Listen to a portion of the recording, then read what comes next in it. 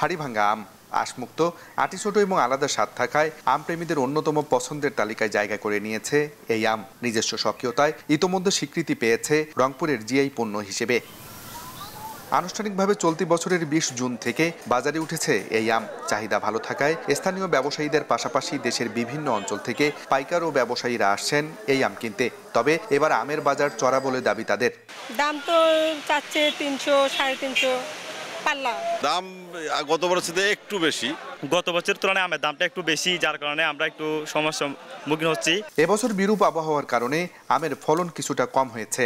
তবে গত বছরের তুলনায় দাম কিছুটা বেশি পাওয়ায় খুশি বাগান মালিকরা।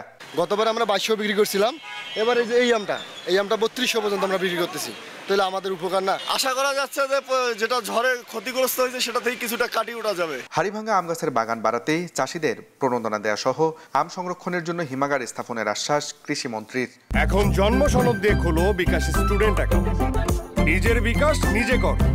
বৈজ্ঞানিক পদ্ধতিতে আম চাষ এবং রক্ষা করার জন্য যে হিমাগার, অলরেডি একটা হিমাগারে আমরা করে ফেলতেছি। আম চাষিদেরকে প্রণোদনা দেওয়া হবে।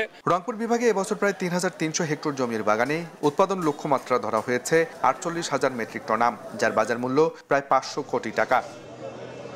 বিশ্লেষকরা বলছেন টেকসই অর্থনীতির জন্য হাড়িভাঙ্গা আম সংরক্ষণে হিমাগার স্থাপন, আধুনিক আম চাষ পদ্ধতি বাস্তবায়ন সহ গবেষণা কেন্দ্র স্থাপন করা গেলেই হাড়িভাঙ্গা আমই বদলে দিতে পারে এই জনপদের আর্থসামাজিক অবস্থা। আব্দুর রশিদ জীবন, সময় সংবাদ, রংপুর।